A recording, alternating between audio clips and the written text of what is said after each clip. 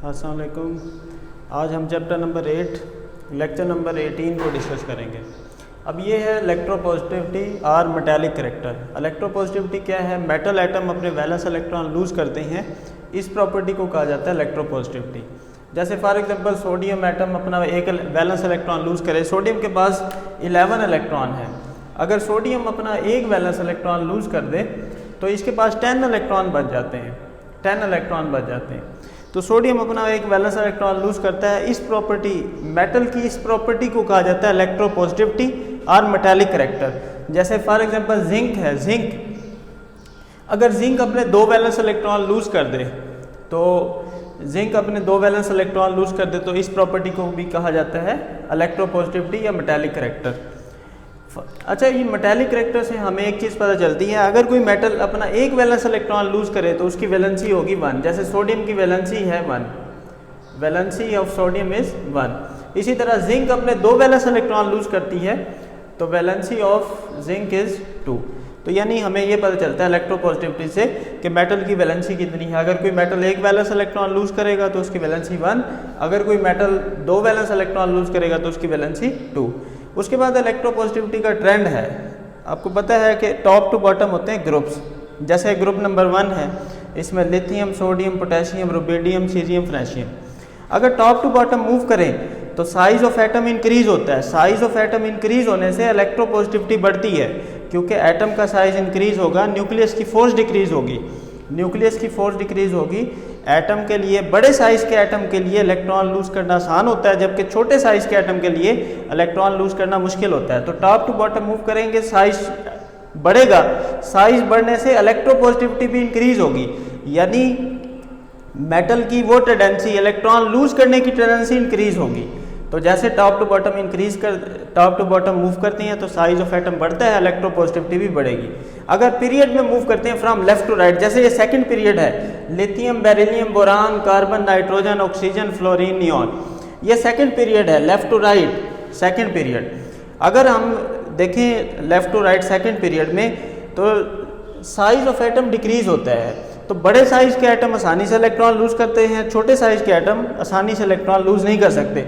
अगर हम left to right move करें तो साइज ऑफ एटम डिक्रीज होता है, न्यूक्लियर चार्ज इंक्रीज होता है, जिसकी वजह से इलेक्ट्रोपॉजिटिविटी कम होती है।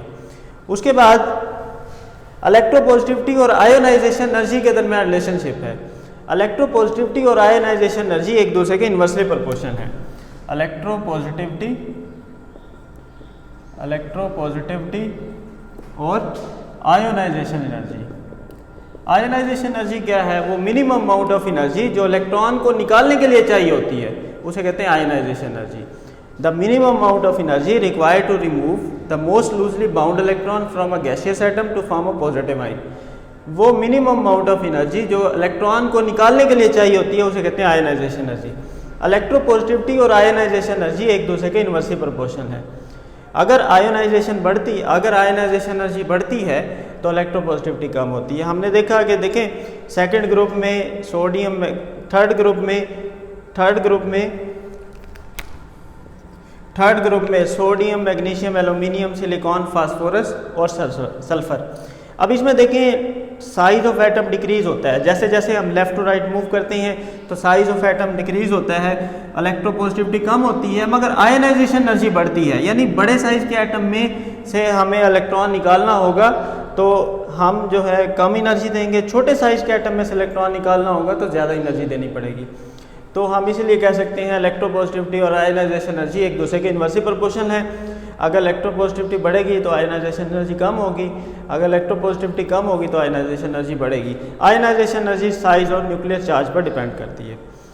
अब उसके बाद हम देख सकते हैं why second ionization energy is greater than that of first one.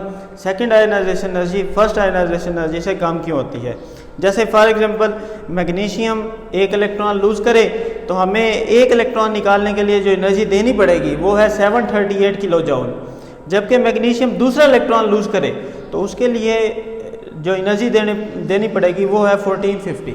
यानी हमें पहला इलेक्ट्रॉन निकालने के लिए कम एनर्जी देनी पड़ती है, जबकि दूसरा इलेक्ट्रॉन निकालने के लिए हमें ज़्यादा एनर्जी देनी पड़ती है। उसकी वजह क्या है? जब एटम में से एक इलेक्ट्रॉन निकलता है तो रिमेनिंग इलेक्ट्रॉन को न्यूक्लियस टाइटली बाउंड कर सकता है, टाइटली बाउंड कर लेता है, जिसकी वजह से दूसरा इलेक्ट्रॉन निकालने के लिए हमें और ज़्यादा एनर्जी देनी पड़ेगी, क्योंकि जैसे ही फर्स्ट इलेक्ट्रॉन निकलेगा न्यूक्लियस अपने रिमेनिंग इलेक्ट्रॉन्स को और ज़्यादा टाइटली बाउंड कर लेगा, जिसकी वजह से हमें और ज़्यादा एनर्जी देनी पड़ेगी इलेक्ट्रॉन को निकालने के लिए। इसीलिए second ionization energy first ionization energy से ज़्यादा होती है। Thank you.